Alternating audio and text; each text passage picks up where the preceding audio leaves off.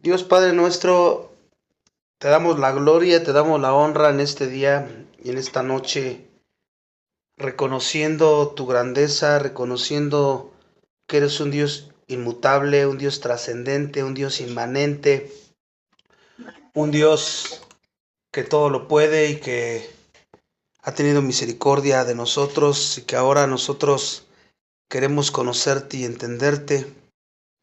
Ese es el propósito por el cual estamos aquí, que nuestra motivación sea esa: crecer en el conocimiento de tu Hijo Jesucristo, un conocimiento experiencial, que no nos conformemos con el intelectual, sino que seamos hacedores y que dependamos siempre, siempre de ti para ello. Cada día, cada momento de nuestra vida, reconocer nuestra inutilidad y orar pidiéndote que tú seas en nosotros y que tú nos ayudes, nos des todo tiempo y dirección a través de la palabra, recordándola. Y pues gracias porque nos das la oportunidad nuevamente de comenzar un año más en lo más importante de esta vida, que es conocerte a través de tu escritura, dando la sabiduría, dando el discernimiento para aprender y para vivir lo que tienes hoy para nosotros. Te reconocemos como el Dios soberano, el que tiene en control absolutamente todo y que tiene un plan perfecto, aunque a veces no lo entendamos. Ponemos en tus manos este estudio y oramos por todos aquellos que no se pueden conectar o que no están conectados, que están enfermos o que estén pasando alguna situación difícil, que su enfoque esté en Cristo, porque es el único que nos puede confortar, la oración y la palabra de Dios. ¿A dónde iremos si tú eres el único que tiene palabras de vida eterna? Que dependamos a través de la oración y a través del conocimiento y a través de la obediencia de tu palabra, para que tú fluyas y tu gloria se manifieste a través de nuestras vidas. Esa es nuestra oración en esta noche. Ponemos en tus manos este estudio. En Cristo Jesús oramos. Amén. Ok, hermanos, entonces rápidamente vamos a recordar lo que vimos en el último estudio que tomamos. Y lo primero que tenemos que recordar es que estamos viendo la necesidad de la condenación, que es necesario que tanto condenados como salvos vamos a glorificar a Dios, porque la condenación de los no elegidos es necesaria para que la plenitud del carácter de Dios se manifieste. Se refleja otros atributos, la justicia y la ira, sobre los vasos de ira que rechazan el Evangelio. No es que haya dos predestinaciones, sino que unos fueron predestinados para salvación y otros aman más su pecado, rechazan la verdad, tienen una voluntad y lo cual pues ellos son vasos de ira, y la condenación es la manifestación de la ira justa de Dios contra la maldad, revelando su perfecta santidad. Dios es santo y es justo, y por lo tanto tiene que haber un pago por el pecado, ya sea en Cristo o sin Cristo. Es justo y Él tiene que hacer cumplir su ley. Eso veíamos, y también veíamos por otro lado, en contraste a los que se pierden, cómo Él muestra otros atributos, la gracia y la misericordia. La misericordia de Dios vimos que solo tiene su significado completo cuando se contrasta con la justicia que exige la condenación. Dios es justo, es misericordioso. La condenación entonces es el medio necesario para que la redención de los elegidos se manifieste con la máxima brillantez a través de la gracia inmerecida. Entonces, esto es lo que estábamos viendo, el estudio último, y preguntábamos, ¿hay injusticia en Dios por esto? ¿Dios es injusto? Bueno, si pensamos eso es negar rotundamente por el apóstol Pablo. Él negó que Dios sea injusto por esto. La respuesta bíblica revela la justicia y soberanía de Dios de una manera que excede el entendimiento humano en nuestra mente finita. Y se acuerdan que en Romanos 9 vimos el alfarero, el derecho del alfarero. Dios tiene el derecho de tener misericordia de quien Él quiera, ya que la misericordia es un regalo inmerecido, no es una deuda que Él deba a alguien. Y si Dios debiera salvar a todos, ya no sería misericordia, sino Él les debe la justicia a los hombres. Y obviamente no es así. Por eso es importante entender esos atributos de Dios. Y todos los seres humanos somos pecadores, ¿no? Y todos merecemos la condenación, desde Adán y Eva para acá. No hay injusticia en que Dios permita que los culpables permanezcan en el juicio que merecen y en el juicio que ellos quieren. Porque ellos no son víctimas, se deleitan en su pecado, aman las tinieblas. Entonces, el estudio que vimos concluyó señalando la próxima cuestión que vamos a ver. ¿Por qué se extiende la invitación universal a todos? ¿Por qué Dios hizo eso? Y ahí es donde vamos a ver la doble naturaleza del llamamiento de Dios, que fue el último título que les di. La doble naturaleza del llamamiento de Dios. Y vamos a empezar a ver el llamamiento universal. El llamamiento universal en la doble naturaleza del llamamiento de Dios. Pero vamos a ver que este llamamiento universal es externo. Este es el llamado que Dios extiende a todos los hombres para que se arrepientan y crean en el Evangelio. ¿Y cómo se hace? A través de la predicación, la lectura de las Escrituras y la voz de la conciencia, porque todos saben lo que es bueno y lo que es malo. Dios se los puso ahí.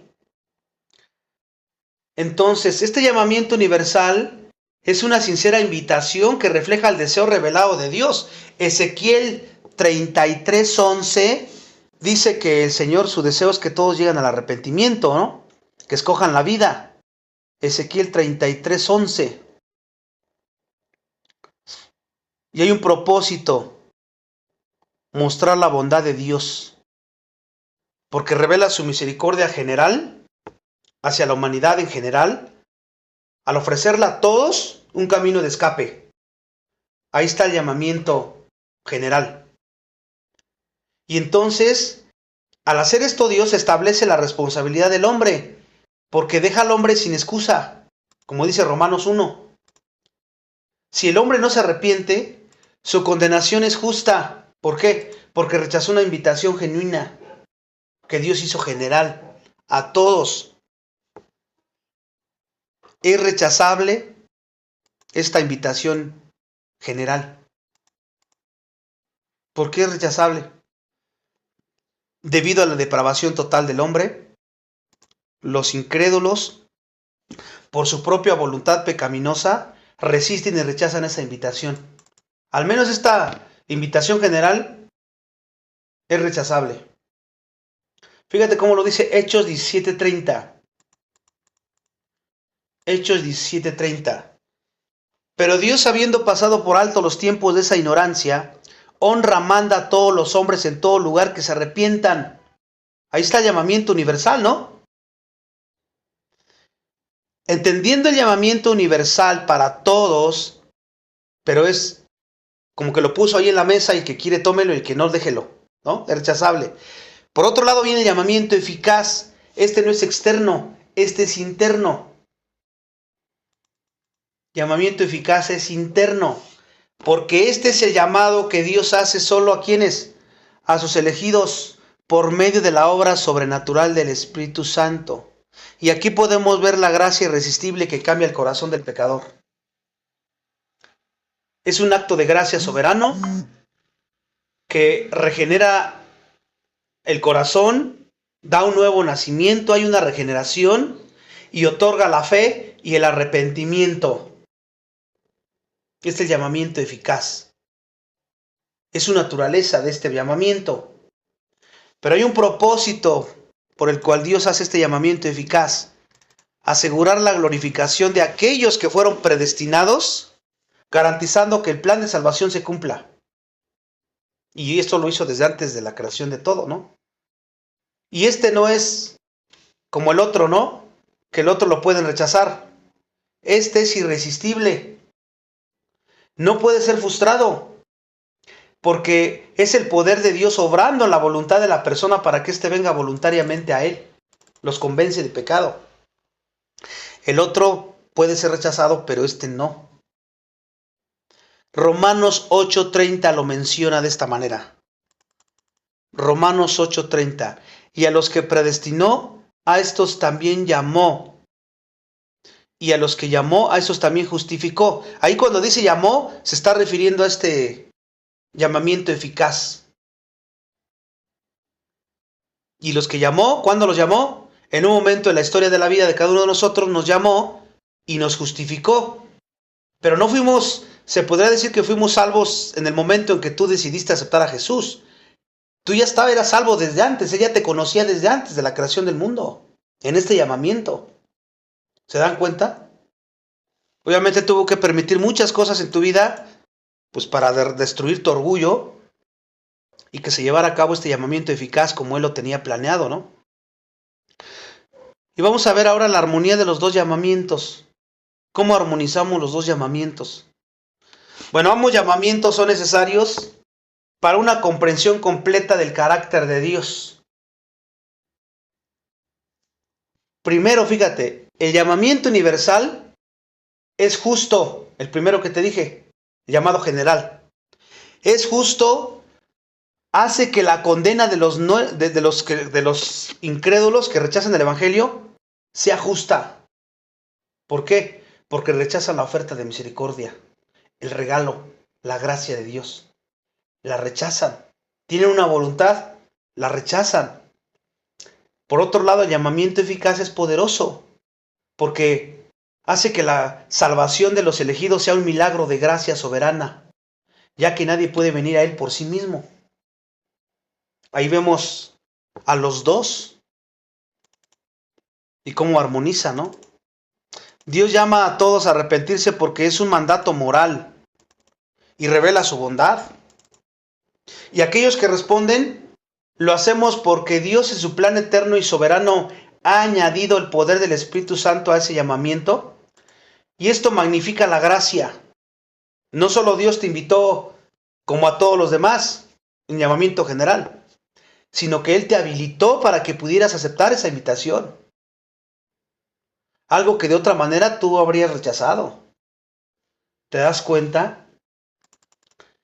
Entonces, hay dos llamamientos. Hemos desnudado a través de estos estudios de por qué Dios permitió el pecado de Adán y Eva, y empezamos todo esto. Y hemos visto ya otros atributos de Dios. Pero aquí hemos desnudado el plan eterno de Dios, un plan tan vasto que incluyó el mal para revelarnos una gloria que la inocencia jamás pudo prometer, allá con Adán y Eva, como lo estuvimos viendo. Hemos visto que la caída fue el telón de fondo para que la gracia brillara con una intensidad que Adán nunca pudo conocer. Si tu vida está marcada por la ansiedad o la queja, ¿sabe lo que significa eso? Significa que estás dudando de la soberanía total de Dios. Hemos visto que la caída misma, el peor evento de la historia, no fue un error. ¿Tú crees que lo que te pase, lo que te está pasando es un error? Todo entra dentro del plan soberano de Dios. Y es para tu bien si eres creyente. Porque la Biblia dice que todo lo que le sucede al cristiano fin es para su bien. Tienes que tener esa perspectiva. Tienes que conocer a Dios. Porque si no lo haces en tus fuerzas, y a lo único que te lleva a eso es al cansancio, a la frustración, al miedo, a la desesperanza. Todo ha sido un evento permitido desde Adán y Eva para un bien superior, y Dios lo sigue haciendo hasta el día de hoy con nosotros. Si Dios usó tu peor tragedia pasada, ¿cuál fue tu peor tragedia pasada? ¿El pecado de Adán y Eva? Para tu bien eterno, ¿por qué dudarías hoy de que usara cada pequeño detalle de tu vida para el mismo fin glorioso? ¿Por qué lo dudarías? Tu dolor no es un accidente, hermano, hermana. Lo que te está pasando no es un accidente, o lo que te vaya a pasar el día de mañana. Es una herramienta. ¿En las manos de quién? En las manos de Dios, en las manos del alfarero. ¿Para qué? Sigue moldeando un vaso de barro. Sigue moldeando tu carácter. Cuando lo tienes y ves las cosas en esta perspectiva, las cosas tienen que cambiar. Si crees que puedes salvarte, santificarte o siquiera dar un paso de fe por tu propia cuenta, le estás robando la gloria a la gracia irresistible. La Biblia te dice, eres un vaso de barro. Romanos 9:21. Dice que somos vasos de barro. Y tu única respuesta a la invitación de Dios es por gracia. Rinde tu orgullo. No estés persiguiendo a Dios. No estés rechazando a Dios. No estés cuestionando a Dios. Recuerda que Él es el que te está persiguiendo a ti. Siempre. Ahora, el objetivo final de Dios no era restaurarte a la simple inocencia de Adán. Tu destino final, acuérdate, es la glorificación. Vas a ser hecho semejante al Cristo resucitado. La gloria es mayor. Romanos 8:29. Romanos 8:29. Vamos a tener un cuerpo incorruptible, una unión eterna, porque vamos a estar en Cristo. Y la redención te ha dado un conocimiento de Dios que, escucha, ni los ángeles pudieron conocer antes de la cruz. Por eso tu adoración debe de ser mayor que la que tenía Adán y mayor que los mismos ángeles. Porque ellos no han conocido experiencialmente la gracia de Dios, ni el perdón de Dios, ni la misericordia de Dios, porque no son caídos. ¿Te das cuenta? Ahora, ¿por qué se perdió? ¿Por qué Satanás y los otros no tienen perdón? Porque algunos cuestionan a Dios por eso. Pues no, que Dios te manda que perdones, ¿y por qué no perdonó a Satanás? Pero no entienden que Satanás estuvo en la presencia de Dios, en la gloria de Dios, y él conscientemente dijo, yo no quiero estar aquí. Se puede decir que después los que pecamos, los humanos, pues somos en la ignorancia, en la inocencia, en ese sentido, porque no hemos estado con Dios nunca. Pero los ángeles caídos y Satanás estuvieron con él. Y conscientemente ellos rechazaron a Dios. Por eso es que ellos no hay perdón para ellos. Y ni quieren el perdón ellos tampoco. Pues ya estaban ahí. ¿Te das cuenta? Entonces esto es muy profundo y muy interesante. Y tenemos que recordar que la caída tuvo una mayor gloria. Por eso ese fue el principal tema que empezamos a ver hace unos estudios atrás. Y entendemos por qué Dios permitió el pecado. La redención nos da ahora un conocimiento, no hay excusa. Podemos adorar más a Dios porque lo conocemos en todos los demás atributos que no hubiéramos conocido si no hubiera habido la caída. Tu futuro es mejor que el pasado de la humanidad, ¿te das cuenta? Tu fe es segura por la doble garantía. Tu salvación no depende de tu capacidad fluctuante para aferrarte a Dios, sino de la fidelidad eterna de Dios para aferrarse a ti. Ahí está la perseverancia de los santos. La gracia, porque si tú te mantienes firme y fiel, es por la gracia de Dios. Necesitamos gracia para ser salvos. Y seguimos necesitando gracia todos los días de nuestra vida para vivir como Él quiere que vivamos. Tu oración de cada día entonces es esa. Dame la gracia para poder perdonar, para poder enfrentarme a cualquier situación, a cualquier duda, en mi trabajo. Dame la gracia, yo no puedo, yo en mis fuerzas no doy una, pero en tu poder sí lo puedo hacer. Dame la gracia para mostrarte a ti en cada circunstancia de cada día. Así empiezas tu día y así lo terminas agradeciendo. Fue Él, no fuiste tú. Entonces Dios nos predestinó, Cristo pagó tu precio por nuestro pecado, fue el medio para ser salvos y el Espíritu Santo nos va a mantener hasta el final, hasta la consumación, hasta la glorificación. Dependemos completamente de Él. En la cruz, Dios no fue injusto. Porque algunos dicen, pues, si su hijo era inocente, ¿por qué lo castigó así? Dios no fue injusto, porque para empezar Jesús voluntariamente vino a morir por nuestros pecados. Se mostró Dios a través cuando todos los pecados caen en su Hijo, se mostró a sí mismo como el juez justo que tenía que castigar el pecado. Y Jesucristo dijo, castígalo en mí. Tu pecado, su justicia de Dios quedó satisfecha cuando Jesucristo resucita, como diciendo, he quedado complacido con lo que hiciste. Y ahora todos los que estén contigo, los que vengan a ti, los que crean en ti, los que el arrepentimiento y fe, los voy a tratar como te trato a ti, como mi hijo. Porque somos coherederos de la gracia. Esto es maravilloso, esto que estamos viendo aquí. Es sorprendente. Y como el Padre misericordioso que provee el rescate que a través de su Hijo, Él mismo lo vino a hacer. La humillación y el vituperio que Él sufrió, te compraron la paz y la aceptación eterna. Te hicieron apto para estar en su presencia de Él. Yo no puedo llegar al cielo y decir, ¿por qué fuiste salvo? Pues porque le eché ganas y porque me porté bien. En mí, yo no tendría que estar aquí. Pero por el sacrificio de tu Hijo, en Él, yo tengo el derecho de estar en tu presencia. Pero solo en Cristo. ¿Te das cuenta? Entonces tu esperanza está anclada en que Dios ya ha hecho su peor esfuerzo para salvarte. Ahora entendemos por qué Hebreos dice que Dios es fuego consumidor y aquellos que pisotearen la sangre de su Hijo, si mató a los que violaran la ley en el Antiguo Testamento, ¿cómo les va a ir a aquellos que se atrevan a pisotear la sangre de su Hijo? Porque mira lo que te está dando y lo que está haciendo por ti, y que yo todavía lo rechace y que diga no me interesa.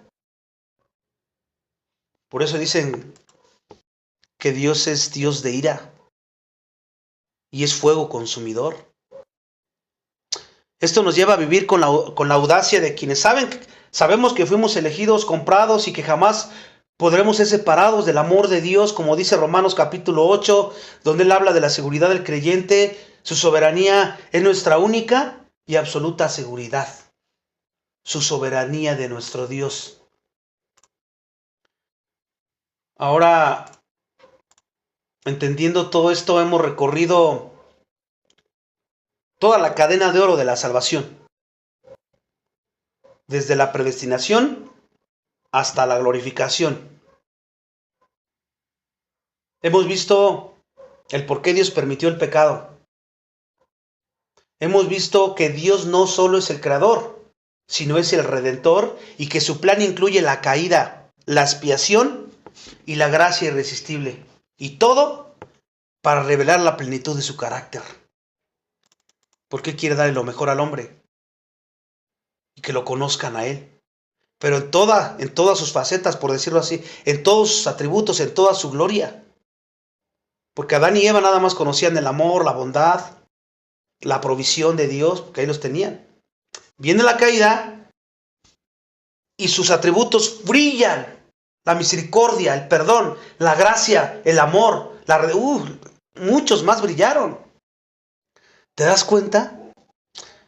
Si esta doctrina que acabamos de ver es cierta, debemos confrontar una mentira persistente en nuestros corazones, que somos más importantes que Él. Porque si Dios es el soberano que lo planeó todo, el pecado y la redención, entonces no tienen excusa para el fracaso ni para la autosuficiencia. Ningún hombre tiene esa excusa. Y te pregunto hoy, ¿estás viviendo hoy como si el plan de Dios pudiera fallar por tus errores? ¿Crees que el plan de Dios va a fallar por tus errores? ¿O estás dudando de su poder para llevar a cabo la obra que comenzó en ti? ¿Para terminarla? A pesar de ti mismo y de ti misma, déjame decirte que Él terminará la obra. Y aunque para ello tuviéramos que ser disciplinados mucho, que forje el carácter, pero Él la va a terminar. ¿Estás tomando toda la responsabilidad por tu pecado? Y al mismo tiempo entregando toda la expectativa de tu salvación a su soberanía, porque tienes que ser responsable de tu pecado. No poner excusas, no aventar la bolita. Y tienes que entregar toda la expectativa de tu salvación a su soberanía. Amados hermanos y hermanas, Ustedes han conocido el infierno de su propio pecado, ¿no es cierto? Por decirlo de alguna manera. Las consecuencias. Tienen una base de adoración ahora. Y conocimiento también de que Dios, de Dios que supera la de Adán y el de Eva. Ahora tú puedes adorarlo y tienes más conocimiento de Dios que el que tuvo Adán y Eva, como lo hemos estado viendo. Por eso eres más responsable. Adán conoció a Dios como proveedor, como ya te dije, y tú lo conoces como el perdón, como el Dios que perdona, a través de Jesús, obviamente. Adán conoció la justicia en la ley. Tú conoces la justicia en la cruz. Adán conoció la bondad. Tú conoces la gracia irresistible. ¿Qué excusa tienes? El plan de Dios, hermanos, no era restaurarnos a la inocencia del Edén. Nunca fue ese el plan de Dios. Su plan desde la eternidad fue glorificarnos en Cristo. Por eso es que nunca hubo un plan B. Ya ves tantas personas que cuestionan, ¿no? No, Dios es malo porque si Él quería que no comieran del árbol, pues hubiera puesto un cerco y pues nadie se acerca. ¿Quiénes son ellos para cuestionar el plan de Dios o la sabiduría de Dios? ¿Cómo se atreven siquiera a pensar o cuestionar, a poner a Dios en el banco de los acusados? Ahí se ve la arrogancia, el orgullo tan deplorable del ser humano.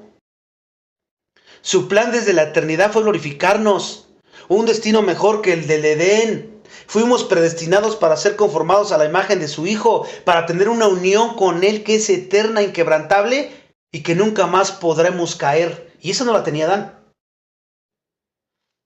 Todo estaba dentro de su plan de Dios, todo. Tu fe no está en tu propia capacidad para preservar o elegir. Tu fe debe de estar en la fidelidad eterna del Dios que lo ordenó todo en su soberanía, lo garantizó a través de la sangre de su Hijo y que te dio el Espíritu Santo como las arras de la herencia eterna. Ahí está la capacidad de tu fe, anclada en eso. Tienes que vivir adorando y sirviendo, sabiendo que aquel que comenzó la buena obra en ti la perfeccionará hasta el día de Jesucristo. Él te ha dado la mejor de sí mismo. ¿Quién? Él mismo. Él mismo. Todo esto, hermanos, nos alienta, nos da gozo, nos da fortaleza. Se quedan cortas cualquier otra cosa que nos estén quitando la paz o el contentamiento. Si tenemos este enfoque, no son nada a comparación de esto tan maravilloso que acabamos de ver aquí con todo este tema del propósito de Dios en la salvación, la caída de Adán y Eva. Aquí cerraríamos ese tema y entraríamos a otro atributo de Dios que sería el amor de Dios, que va aunado, porque fue el motivo de todo, el amor de Dios. El Dios santo, santo, santo y que no tendrá por inocente al culpable, que es justo, no permanece inaccesible. Él es también el Dios de amor. El amor de Dios es una acción soberana y comprometida hacia quién, hacia su pueblo. Él decidió amar agapao, incondicionalmente a quienes no merecíamos absolutamente nada. Y quiso comprometerse con nosotros unilateralmente, porque nosotros no hicimos nada para ganarnos eso. Esa es la gracia que tenemos que dar a los demás. El amor de Dios no es un sentimentalismo débil, es la dedicación voluntaria de su ser al bienestar de los que ama. ¿Te das cuenta? Y así tienes que ser tú. Él se dedica voluntariamente al bienestar de los que ama, aunque a veces a los que Él ama no merezcamos eso y pequemos en su cara. Él lo sigue haciendo. Ya hemos dicho muchas veces, va a haber disciplina si no te arrepientes de tu pecado, pero su amor siempre sigue fluyendo en Cristo. Y en ese amor les ofreció el llamamiento universal a todos. La combinación de santidad y amor se manifiesta en el Evangelio, allí en Efesios 2, 4, 5. Efesios 2, 4, 5, que dice: pero Dios, que es rico en misericordia, por su gran amor con que nos amó, aun estando nosotros muertos en pecados. ¿Cuándo nos amó? Aun estando muertos en pecados. ¿Cuándo tienes que amar tú y perdonar? Cuando ellos se arrepientan y vengan a ti. Cuando se ganen el perdón. Cuando te traten bien, solamente los tienes que amar. Tenemos que seguir este ejemplo de nuestro Dios, porque aunque estábamos muertos en delitos y pecados, nos dio vida juntamente con Cristo y por gracia somos salvos. Aquí podemos ver que el amor de Dios no excusa nuestra maldad, porque Él es santo. Lo que hace el amor es que provee el rescate perfecto para la maldad, librarte de eso, de ese mal que hay desde Adán y Eva. El amor. Eso también es importante que lo entendamos. Hermanos y hermanas, te pregunto, ¿alguna vez has oído la frase, Dios es amor? ¿Quién es Dios para ti? Lo resumo en una palabra, Dios es amor. Y ahí se queda, ¿no? Porque soy muy bonito, muy sentimental y Dios es amor. Por supuesto, se ha convertido en una especie de eslogan, una manta cómoda que a menudo se malentiende o se utiliza para justificar cualquier cosa. Porque pues yo sé que Dios es amor. Y como ama, pues Él perdona todo. Y excusa todo. Y yo no quiero saber nada de ese Dios que castiga y que va a mandar a gente al infierno y que se enoja y etcétera, etcétera. Ese Dios del Antiguo Testamento, dice. Les conviene eso. Pero hoy en día muchos hablan del amor de Dios, pero son totalmente extraños al Dios de amor. ¿Cómo se ve este amor en la cultura popular? Bueno, pues se le describe comúnmente como una debilidad amable, ¿no? Una indulgencia bondadosa o un mero sentimiento enfermizo inspirado en emocionalismo humano. Así lo ve la cultura popular, ¿no? Un cambalache, te doy y me das. Mientras me trates bien, yo te trato bien. Y te amo, mientras me sirvas, te amo. Cuando cambies físicamente o cambies conmigo en tu manera de ser, ya no te quiero, ya no te amo. Eso es la cultura popular. Se piensa que Dios es una especie de abuelito cósmico que se hará de la vista gorda ante el pecado. Así lo toman muchas personas. Porque Él es bueno. Él es demasiado amable para disciplinar. O sea, es un viejito ahí solapador. Pero fíjense, si queremos conocer la verdad, nuestros pensamientos deben ser formados y regulados por lo que se revela al respecto. ¿En dónde? En la Biblia. Porque si no, tú vas a tener tu concepto de amor basado en no sé qué libro, o qué filosofía, o qué persona te lo dice, ¿no? La Escritura nos da 3 afirmaciones esenciales sobre la naturaleza de Dios. Primero, Juan 4:24. Juan 4:24 dice que Dios es espíritu. Ajá. Primera de Juan 1:5. Primera de Juan 1:5 dice que Dios es luz. Lo que significa que Él es la suma de toda excelencia, de toda santidad, de toda bondad. Eso es lo que significa a grandes rasgos luz. La suma de toda excelencia, toda santidad y toda bondad. Primera de Juan 1:5. Y luego Primera de Juan 4:8. Primera de Juan 4:8 dice que Dios es amor. Ajá. Pero nosotros hemos estado viendo a lo largo de toda la Escritura que todos los demás atributos de Dios, pero algunos nada más se quedan encasillados con que Dios es amor. Ya vimos al menos 3 cosas. Dios es espíritu, Dios es luz y Dios es amor. Fíjate, no es que Dios simplemente ama, sino que Él es el amor mismo. Es su naturaleza. El amor no es solo uno de sus atributos, es su propia naturaleza de Dios.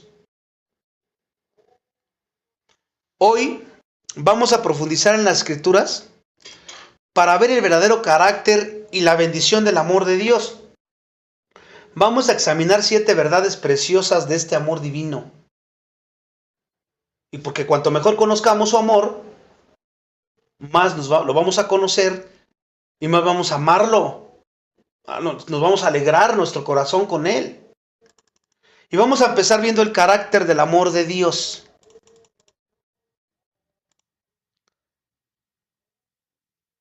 En varios puntos. El primer punto, de acuerdo al carácter del amor de Dios, es que el amor de Dios no está influenciado. Esa es la primera verdad, es muy fundamental, hermanos, y hay que entenderlo muy claro, porque el amor de Dios no está influenciado, y esto significa que no había nada en la criatura, ninguna cosa creada humana, que lo atrajera o impulsara a amarlo. Nadie. Por eso es la primera característica de este amor, es que no está influenciado. Y ese es el amor ágape que tienes tú y que tengo yo. A diferencia de nuestro amor humano, que se debe a algo en el objeto amado, tal vez belleza o buen trato, carisma, carácter, y eso nos hace como que pensar que lo queremos, ¿no?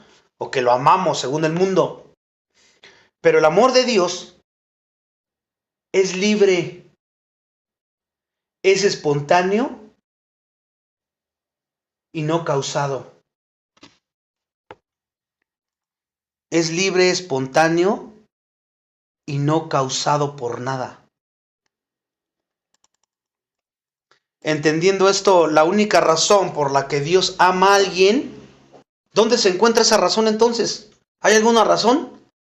Pues esa única razón se encuentra en su propia voluntad soberana. Es el amor de la decisión, que hemos estado hablando mucho en el Evangelio de Juan y en otras cartas, el amor ágape. Ámense los unos a los otros como yo los he amado. ¿Cuál es la razón? Yo decidí hacerlo. Pero es que te trata así, te dice, no me importa. Yo ya decidí hacerlo. Dios decidió amarme en Cristo y yo le fallo y me sigue amando. ¿Quién soy yo para no amar de otra manera si ya me dio ese amor sobrenatural? Porque este amor que te estoy hablando, el hombre natural no lo conoce ni lo puede conocer. Porque es un fruto, es una característica del fruto del Espíritu. Pero tú ya lo tienes. Fíjate cómo lo dice Deuteronomio 7:7-8. Deuteronomio 7:7-8. No por ser vosotros más que todos los pueblos, os ha querido Jehová y os ha escogido. ¿A quién está hablando? Al pueblo de Israel. Que ellos ya pensaban que, pues yo creo Dios vio algo bueno en nosotros y por eso nos eligió. Y le dice, no es que haya visto absolutamente nada, pues vosotros erais el más insignificante de todos los pueblos, sino por cuanto Jehová os amó, quiso amarlos. ¿Se acuerdan que los primeros años de la creación, antes de Abraham, Dios estuvo tratando con toda la tierra en general? Después viene el diluvio y Él decide tratar solamente con un pueblo que iba a ser proveniente de Abraham. ¿Sí? Y de ahí empezó a tratar solamente con ese pueblo. Fue el que le dio la ley y fue el que estuvo ahí. Ya sabemos toda la historia de los judíos. Y esto es lo que les menciona aquí en Deuteronomio. Si Dios nos hubiera amado a nosotros a cambio de nuestro amor, como a veces nosotros queremos amar siendo creyentes, su amor no sería espontáneo entonces. La verdad es que Él nos amó cuando éramos pecadores. cuando éramos depravados, un cúmulo de corrupción. No teníamos ninguna cosa buena en nosotros. Entonces, ¿por qué tú quieres encontrar algo bueno en la persona? O que se lo gane de alguna manera. ¿Por qué? Porque a veces seguimos arrastrando el amor del mundo y queremos seguir vistiéndonos con ese amor. Que ese ya no es el que tienes que vivir. No había absolutamente nada en nosotros que atrajera su corazón de Dios. Ya vimos, fue porque Él quiso. A sabiendas de lo que iba a hacer. Y acuérdense cómo amó a los 12 discípulos, aún a Judas. 3 años tuvo oportunidad. Y aún sabiendo que Judas lo iba a traicionar, Él le lavó los pies también a Judas. ¿Te das cuenta? Este amor tan maravilloso y que hoy ya tenemos, es sobrenatural. Si Dios nos hubiera amado a cambio de nuestro amor, su amor no sería espontáneo, como ya dije. Entonces, fíjate, primera de Juan 4:19, cómo lo menciona. Primera de Juan 4:19. Dice, nosotros le amamos a Él, ¿por qué? Porque Él nos amó primero. ¿Y cómo lo mostró en su Hijo? Desde antes de la fundación del mundo. Esa es la primera característica. La segunda, el amor de Dios es eterno. Primero ya vimos que no está influenciado. Y estas características son importantes que las entendamos porque es el amor que tú tienes y el que tenemos que estar viviendo nosotros. El amor de Dios es eterno. Como Dios mismo es eterno y Él es el amor, su amor tampoco tuvo principio. Entonces, Jeremías 31:3. Jeremías 31:3. Dice, con amor eterno te he amado, por tanto te prolongué mi misericordia. Nuevamente hablándole al pueblo. Con amor eterno te he amado. Por eso es el amor eterno no cambia, Él es inmutable. Eso entra ahí de muy importante porque si Él es inmutable, su amor no cambia. No es de que hoy sí te amo y ahora ya rato ya no te voy a querer. No. En Cristo todos recibimos este amor eterno. Qué bendición saber que el gran santo Dios amaba a su pueblo antes de la fundación del mundo. Efesios 1:4-5. Efesios 1:4-5 dice, según nos escogió en Él antes de la fundación del mundo, en amor habiéndonos predestinado para ser adoptados hijos suyos por medio de Jesucristo. Ahí está otra vez. No tiene principio su amor, porque Él es amor y Él es Dios. Si su amor no tuvo principio, entonces no puede tener final. Desde la eternidad pasada hasta la eternidad presente y futura, Él es Dios. Y desde la eternidad y hasta la eternidad, Él ama a su pueblo. Ahí está la segunda característica. La tercera, el amor de Dios es soberano. El amor de Dios es soberano. Lo estamos enlazado con los demás atributos de Dios. Porque Dios es ley en sí mismo, por decirlo así. Actuando siempre de acuerdo con su propio placer soberano. Siendo Dios soberano y siendo amor, se concluye que ama a quien quiere. Por eso es importante relacionar esos atributos para poder entender más el amor de Dios. Él no le debe nada a nadie, no le debe amor a nadie. ¿Te das cuenta? Y eso es lo que muchos pasan por alto, porque no conocen a Dios. Es así de sencillo. ¿Se acuerdan cómo en Romanos 9:13?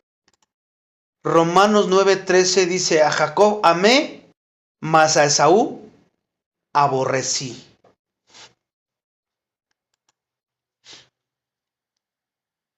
No había más razones en Jacob que en Esaú para ser objeto del amor divino, ¿verdad? ¿O a poco uno lo merecía más que el otro? Estaban en el vientre de la madre. No habían hecho nada. Y ella había decidido a través de quién iba a ser la descendencia. A eso se refiere ahí. No es que a uno lo voy a mandar al infierno y al otro no. No, no está diciendo eso. Simplemente que él eligió a uno para seguir su línea mesiánica y el otro no. Simplemente. ¿Por qué? Porque así lo quiso Él. No es injusto, Él es soberano. Eran gemelos.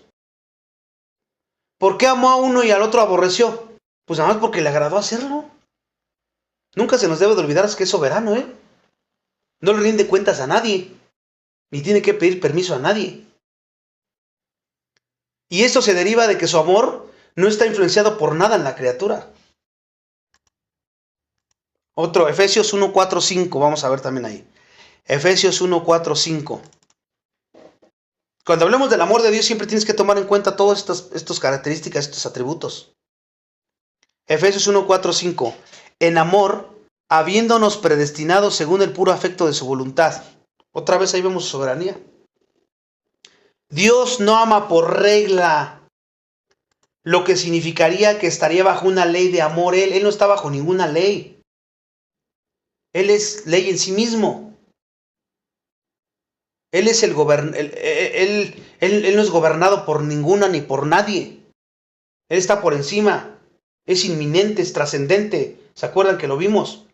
Su voluntad es la fuente de su amor. Nada más.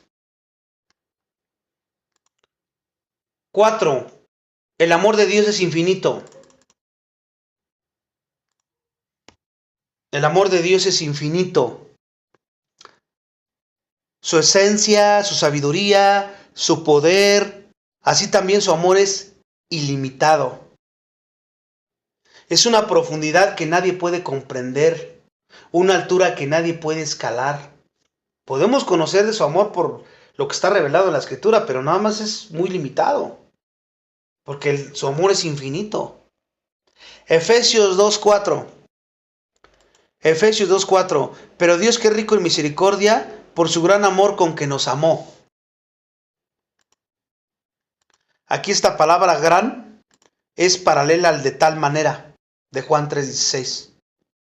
De tal manera, gran, y nos dice que su amor es tan sublime que no se puede medir. No se puede medir ese amor. Efesios 3:19, fíjate cómo lo menciona. Efesios 3:19, voy a leer una parte de ese versículo y dice, y de conocer el amor de Cristo que excede a todo conocimiento. Con esto entendemos que el amor de Dios es un océano que crece más alto que todo monte, una fuente de la que fluye todo el bien necesario. Por eso es que el amor de Dios es infinito. 5. El amor de Dios es inmutable. El amor de Dios es inmutable. Santiago 1:17. No hay mudanza ni sombra de variación en Dios. Santiago 1:17. Su amor no conoce ni el cambio ni la disminución, hermanos. El gusano Jacob, por decirlo así, fue amado por Jehová. Y a pesar de su incredulidad y rebeldía, porque acuérdense cómo era al principio Jacob, él nunca dejó de amarlo. Porque cuando lo decidió él, en su voluntad, desde que estaba en el vientre de su madre. Y como él es omnisciente, pues sabía todo lo que iba a hacer este hombre al principio. Ningún hombre fue perfecto. Ni Abraham, ni Moisés, nadie. Todos cometieron sus pecados. ¿Qué los salvó? La fe. Y por gracia, igual que nosotros. Juan 13:1. Juan 13:1 dice, mas como había amado a los suyos que estaban en el mundo, los amó hasta el fin. Juan 13:1. Y esto se dijo la misma noche en que uno lo negaría, hermanos. Porque esto que dijo ahí, lo dijo el mismo día que Judas lo iba a negar. Pedro. ¿Cuándo lo iba a negar? Lo iba a negar 3 veces. Y todos se escandalizarían y lo iban a abandonar. Y él lo dijo sabiendo esto. El amor divino entonces entendemos que no está sujeto a modificaciones, ¿se dan cuenta? Esto nos va a ayudar a entender más el amor que posees tú. Porque ese amor que tú tienes es este. Y por lo tanto se tiene que manifestar así. Muchas veces no lo hacemos por ignorancia, porque no entendemos, no sabemos y pensamos que es igual como el del mundo. Cantar de cantares, fíjate cómo dice, capítulo 8, 6, 7. Cantar de los cantares 8, 6, 7. Que dice, fuerte es como la muerte el amor. Las muchas aguas no podrán apagar el amor, ni lo ahogarán los ríos. ¿Y qué dice el mundo? El amor se acaba, ¿no? Si no lo riega, se marchita. Pues quién sabe de qué tipo de amor están hablando, porque aquí no está, este amor no pasa eso. Ni hay modificaciones. No es de que cambio, ¿no? Como creyente. Y amo a mi esposa muchísimo. Yo la amo y apenas fallo o ella falla. Y ya siento que no la amo tanto. Y hasta empezamos a sentir como rencor, coraje. Pues entonces tú no conoces este amor. Sabes de él, pero tú no lo estás viviendo. No lo has entendido. Un pastor contaba una anécdota de que una mujer se casa con su esposa. Era una mujer hermosa, la amaba con este amor. Sufrieron un accidente y ella quedó desfigurada. Y él siguió amándola igual. Porque su amor nunca dependió externamente, físicamente. ¿Se dan cuenta? Este es el amor sobrenatural que tienes como creyente y que tienes que estar desplegando todos los días.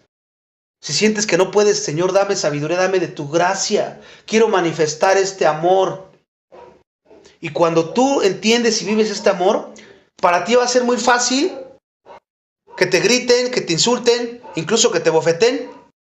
Y tú digas, perdónalo, Señor, porque no saben lo que hacen. Sigas tratándolos bien. Porque este amor no debe de cambiar. No está condicionado a eso. No puede separarnos de su amor. Nada puede separarnos. 6. El amor de Dios es santo. El amor de Dios es santo. ¿Por qué? Porque no es una simple debilidad de amabilidad o una suavidad afeminada. Es regulado su amor por principios. O sea que su amor nunca entra en conflicto con su santidad. Por eso la Escritura dice primero Dios es luz, antes de decir Dios es amor. Nunca entra en conflicto con su santidad. Todos sus atributos están completamente regulados, por decirlo así. Y este amor debe ser la motivación para todo lo que tú hagas, hermano. ¿Por qué perdonas? Si dices, perdono porque la Biblia me dice que tengo que perdonar y porque si no, Dios no me perdona. Eso es legalismo. Entonces, ¿por qué perdonas? Porque entiendes el amor de Dios y el perdón de Dios. No se trata de que lo merezca la otra persona, sino porque Él me perdonó, yo perdono. Porque Él me amó, yo amo. Porque no tengo otra deuda más que el amor a mis semejantes. Esa es la motivación correcta. Por eso cuando hagas cosas, se examina tu motivación. Porque si lo estás haciendo por cualquier otra cosa, te estás llevando a guiar por puro legalismo, puro religiosismo. Es lo peligroso de no entender la Escritura, de no meditar la Escritura, para que la puedas aplicar correctamente. Y cuando detectes algo malo, perdóname, Señor, estoy amando de una forma que no es, estoy equivocado, estoy pecando. Y así en cualquier otro servicio que estés haciendo, porque todo debe desprenderse de este amor. El amor de Dios no se hará de la vista gorda ante el pecado, obviamente, ¿verdad? Ni siquiera con su propio pueblo. Por eso Hebreos 12:6 dice, porque al Señor al que ama, disciplina y azota a todo el que recibe por hijo. Hebreos 12:6. O sea que este amor no solapa pecados. Porque habemos padres que decimos, no, yo es que amo a mi hijo, a mi hija, a mi cónyuge. Y ahí estamos solapándole todos sus pecados. Mintiendo por ellos y por ellas. Dice que en nombre del amor. Eso no es amor. El amor confronta con amor el pecado. porque amas y no quieres que siga chueco, creciendo o viviendo de esa manera ofendiendo a Dios. Su amor es puro, sin ninguna mezcla con sentimentalismo exagerado. 7. El amor de Dios es lleno de gracia.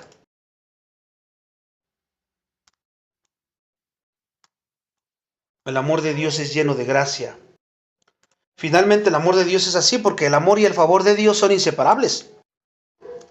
Es esa buena voluntad y gracia de Dios lo que lo determinó a dar a su Hijo por nosotros los pecadores. Juan 3:16. De tal manera amó Dios al mundo que mandó a su Hijo unigénito para que todo aquel que en él no se pierda. Cristo murió no para hacer que Dios nos amara. Fíjate, escucha esto. Cristo murió no para hacer que Dios nos amara. Porque ¿desde cuándo nos había amado Él? Desde antes de la fundación del mundo. Cristo murió porque Él ya amaba a su pueblo, porque Él ya nos amaba. El Calvario entonces es la demostración suprema del amor divino que ya tenía desde antes de la fundación del mundo. Ahora podemos entender por qué, si no me equivoco, Isaac, cuando fueron a buscarle una esposa, ¿se acuerdan? Y entonces la encuentran y llega y al verla luego la amó. No tuvo que esperarse como hoy día dicen, no, es que tengo que conocerte. No, estamos hablando del amor de la decisión. Él sabía que esa era la mujer que Dios le había puesto y dice, yo, en cuanto la vio, la amé. Porque este es el amor de la voluntad. No depende de nada. Piensa por un momento en la palabra más grande y malentendida del universo, que es el amor. El mundo la usa a la ligera, porque ya todos, yo te amo por todos lados, ¿no? Amo este café, amo mi carro, amo mi casa y amo por todos lados. Amo esta canción. Incluso en las iglesias, a veces la reducimos a un sentimiento vago o una bondad general. Pero, ¿conocemos realmente la magnitud y el objeto del amor de Dios? ¿Acaso su amor es una manta cálida que cubre a todos sin distinción? ¿O es un fuego selectivo, potente y eterno? Hoy estamos analizando, desvelando la verdad bíblica sobre el amor de Dios hacia su pueblo. Develando. Quiero desafiarlos a que esto no se quede, como siempre se los digo, en simple información, en una idea vaga del amor más que estás teniendo en este momento, sino con una convicción inquebrantable anclada en la roca de la Escritura. La vivas, la empieces a mostrar. Mucha gente cree que el amor de Dios es una benevolencia universal. Es cierto que Dios es bueno y misericordioso para con todos, proveyendo para justos e injustos, ¿verdad? Porque Él hace salir la lluvia y el sol para todos, sí lo dice la Escritura. Él es bueno para con los ingratos y los malos. Pero esto es su misericordia y su providencia. Unos tienen la gracia común y otros la gracia especial. Ahí muestra Él su misericordia y su providencia general. Pero la Sagrada Escritura, ya estamos finalizando el estudio, la Sagrada Escritura establece una distinción crucial. El amor de Dios está en Cristo Jesús, encarnado. La Biblia no conoce un amor de Dios fuera de Cristo. No hay manera. Su amor está reservado para aquellos que reconocen su bancarrota espiritual, la necesidad de un Salvador, y lo reconocen y se someten a Cristo como Señor y Salvador, que se vuelven su iglesia, su pueblo. Los atributos de su amor son idénticos a Él mismo, porque Dios es amor, es inmutable desde la eternidad y hasta la eternidad. Y si eres amado por Dios, es absurdo imaginar que puedas parecer eternamente, que puedas morir eternamente en el infierno, en su venganza, si has sido redimido a través de su Hijo Jesucristo. Por eso dice Primera de Tesalonicenses 5:9. Primera de Tesalonicenses 5:9.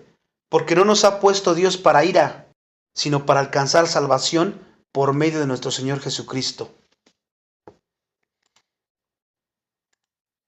El amor de Dios no es una reacción, es una fuente eterna. Su amor no fue causado por algo atractivo, como ya vimos, ni puede ser repelido por nada en nosotros o por nosotros, ¿no? En Cristo estamos seguros. Él amó a aquel que era naturalmente poco atractivo. Ya vimos a Jacob. A Jacob amé. Fue el amor del Padre por su pueblo lo que lo llevó a dar a su Hijo.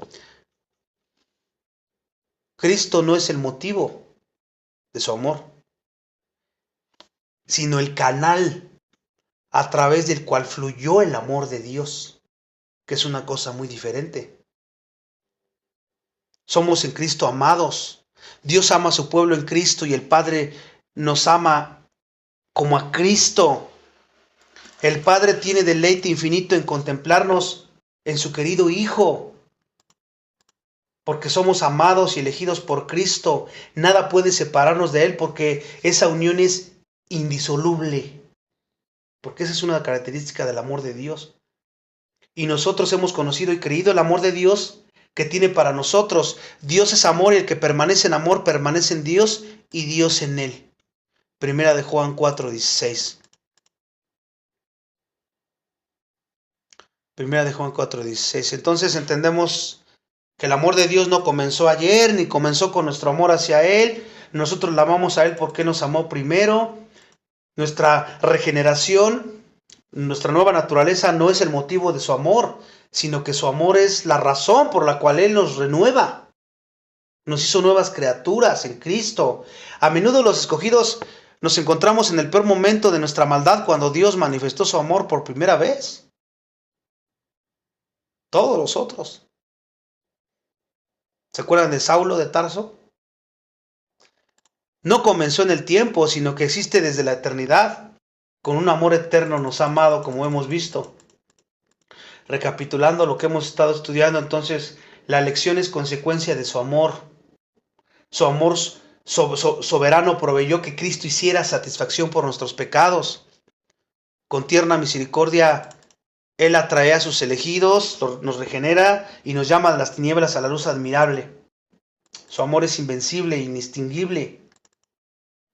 Las negras aguas del pecado y las inundaciones de incredulidad no pueden ni podrán apagarlo. Yo sanaré su rebelión, los amaré de pura gracia. Oseas 14:4. Refiriéndose al pueblo de Israel, aplica este principio para todos. Nos amó de pura gracia. Para cerrar, te quiero decir que si crees en una bondad de Dios que te incluye automáticamente sin Cristo, porque hay gente que piensa eso, hay un tipo de amor, una bondad o misericordia que me puede llevar a la salvación sin Cristo. Piensa en eso. O si piensas que tu buen comportamiento fue lo que inclinó el corazón de Dios, estás equivocado, estás equivocada. El amor de Dios está reservado para sus elegidos y este amor fluye solo a través de Jesucristo. Hoy te está llamando a ti. Si aún no has sido llamado eficazmente, si la fe y el arrepentimiento no han sido obrados en tu corazón, entonces no estás bajo el amor redentor y eterno de Dios que acabamos de ver. ¿En qué estás? Bajo su justa ira respecto a que has violado su ley. Y eso es condenación eterna en el infierno. Arrepiéntete hoy. Ven a Cristo. Te está ofreciendo la gracia en este estudio. No confíes en una idea vaga de amor. Confía en el único canal Jesucristo. Huye hacia Él hoy. Mientras Él te atraiga con su tierna misericordia, mientras sea el tiempo de la gracia todavía. Cuando el enemigo te asalte con dudas, si eres creyente, cuando la recaída en el pecado te haga cuestionar si todavía eres amado, recuerda esto: con amor eterno te he amado. El amor de Dios es invencible y supera todas las dificultades. Si el Padre no te negó a su propio Hijo, ¿cómo no te dará también con Él todas las cosas? Según Romanos 8:32. Tu vida está escondida en Cristo y esa unión es indisoluble. Hoy la esperanza es esta, hermanos. El maravilloso amor de Dios debe ser el incentivo de tu obediencia. Checa que ese sea el motivo por el cual obedeces. No para agradar a algún favor o para que te conceda algo, porque eso no sirve. El maravilloso amor de Dios debe ser el incentivo de tu obediencia. Él te amó primero y su amor es irrevocable. Esa debe ser tu respuesta. Medita diariamente en esta verdad y permite que tu corazón se encamine hacia aquel que te amó hasta el fin.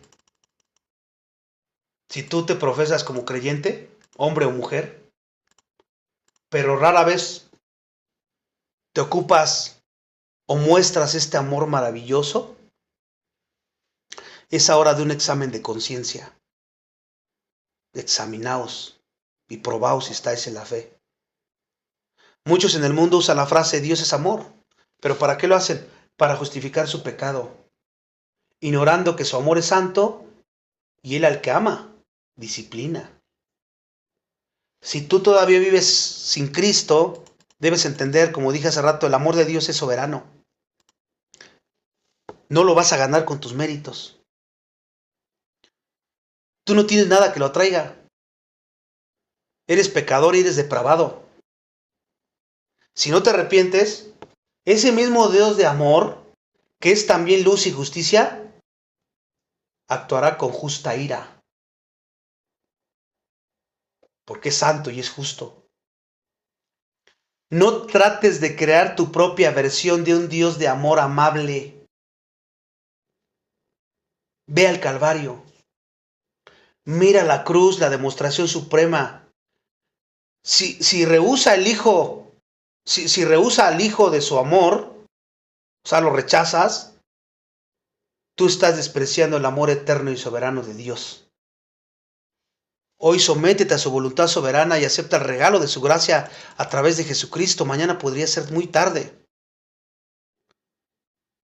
Ahora tú, hermano, hermana, si estás pasando por una pena, aflicción muy fuerte y pruebas muy fuertes, no cuestiones el amor de Dios, porque Él te sigue amando igual. Recuerda, Cristo, quien era amado por el Padre, no estuvo exento de pobreza. ¿Dónde nació? No estuvo exento de desgracia y persecución. Padeció hambre, sed y fue golpeado. De acuerdo a los discípulos igual. Si tú te sientes como el gusano de Jacob, desamparado, recuerda que su amor es inmutable, no conoce la disminución. Si tú estás en Cristo, su amor no tuvo principio y no puede tener final. Él te dará la gracia para sostenerte así, el tiempo que Él decida hacerlo. Y eso debe ser suficiente para que tú confíes y descanses en Él. Su amor es infinito, excede todo conocimiento. Dios no nos prometió prosperidad temporal, Él no vino a eso.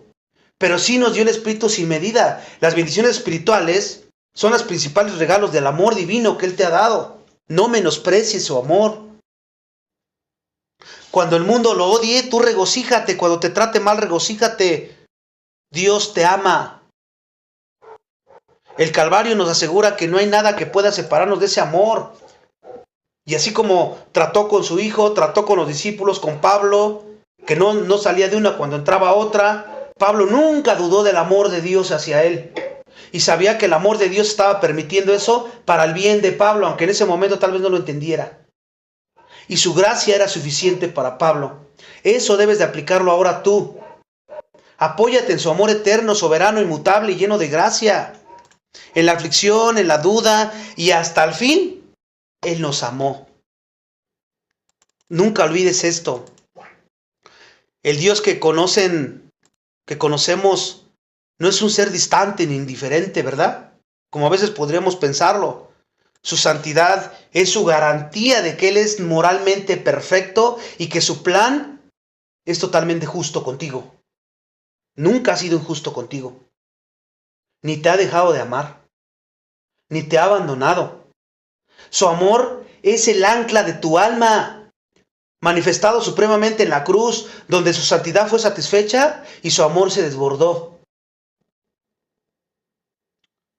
No importa el sufrimiento que pudieras estar pasando. Debes dar gracias a Dios porque no estás sufriendo ni la más mínima parte de lo que sufrió su Hijo en la cruz, para que tú no pasaras toda tu eternidad en el infierno. Y eso cambia tu perspectiva, cambia todo. Hay consuelo eterno en saber que somos amados por el ser más grandioso, puro y fiel de todo el universo. No confíes en tus sentimientos, en tus fuerzas, en tu inteligencia, en tus talentos. Confía en el inmutable carácter del amor de Dios que acabamos de ver hoy día. Y que este amor es el que te va a mantener a flote todos los días de tu vida, porque Él así lo prometió, Él lo hará, hermanos. El siguiente estudio, aquí terminamos, sobre el amor de Dios. El siguiente estudio vamos a seguir con el conocimiento. El conocimiento de Dios. Así le vamos a poner. El conocimiento de Dios. Vamos a seguir obviamente creciendo en sus atributos, conociéndole más en varias maneras, para que crezca ese conocimiento y podamos aprender a descansar en el Señor y poder tener la paz que sobrepasa todo entendimiento, sabiendo que esa paz, ese gozo, ese contentamiento no depende de cómo estoy o cómo estén mis circunstancias, sino de mi relación con Dios. Entonces, esto es muy importante que lo sigamos creciendo. Vamos a orar. Padre, te damos gracias nuevamente por la oportunidad que nos das de seguir aprendiendo de ti. Sabemos que este es el mejor regalo que tú nos das cada día, a pesar de todas las cosas que pasamos. Tú sabes, enfermedades, pecados, pleitos, estrés, de todo lo que ocurre a lo largo del día. Que esto sea nuestra comida, nuestro verdadero alimento, porque es aquí donde somos fuertes, donde nuestra debilidad se perfecciona en tu poder.